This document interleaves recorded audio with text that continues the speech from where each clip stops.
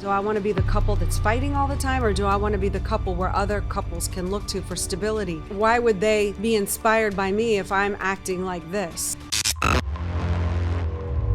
Something that I heard for the first time officially from you this weekend was that your mission is to restore the family unit, which I absolutely love because, you know, for example, there's the old saying of a happy wife, happy life, but also the sanity of your kids is such an important role. How would you describe that particular role of yours of you want to restore the family unit?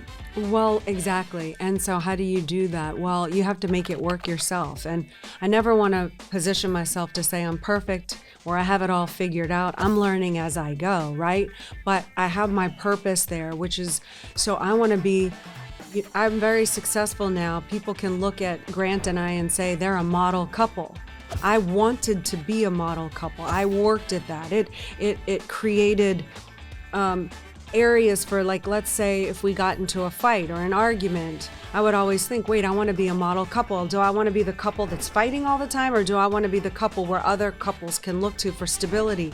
And so that would actually influence me staying angry at him for an hour versus a week. Do you know what I'm saying? Because I would look at myself and say, well, how would other people perceive this? Why would they be inspired by me if I'm acting like this? So it would inspire me to get the show on the road. So the same thing is now with the family. So if I can figure this thing out, and I'm doing a pretty good job of it, if I can figure out how do we get the kids involved? How do we indoctrinate them into Team Cardone? And Team Cardone helps people and wants to make a difference for the better. And this is how we do it. And this is the role that you can play in this mission.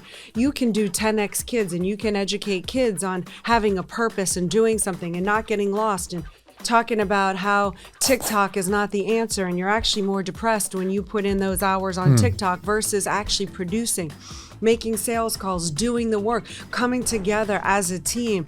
So I've allowed the children to exchange with us. They've been provided an amazing life. They get to have experiences and whatnot, but none of that can ruin the child as long as the child gets to exchange and participate. And most of the time, it's not the child not wanting to contribute, it's the parent saying, no, stop that, mind your own business, get out of my way, stop helping, da-da-da. They don't let them exchange.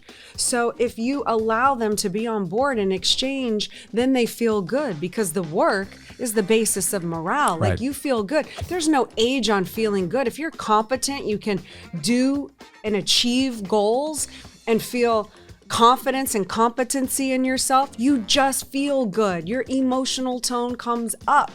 So the more that we can put our kids into production and give them and help them and assist them with a purpose until they can go on and become a productive member of society themselves, you know, we have to kind of create petri dish these opportunities for them to flourish and prosper and be a contributing member of the group. And so far, that's been extremely successful.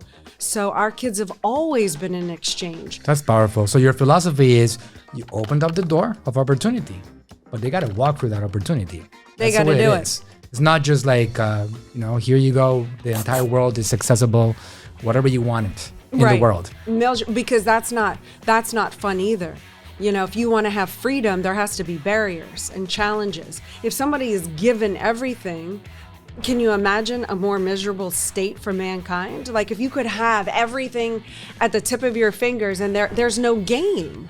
Like, if there's no opposition or something I have to work through, where's the fun? Like, I don't want to sit at a table and play checkers or chess with myself. Yeah. You need to actually feel like you overcame a barrier and you won. And what you guys are doing with Serena and Scarlett is so incredible.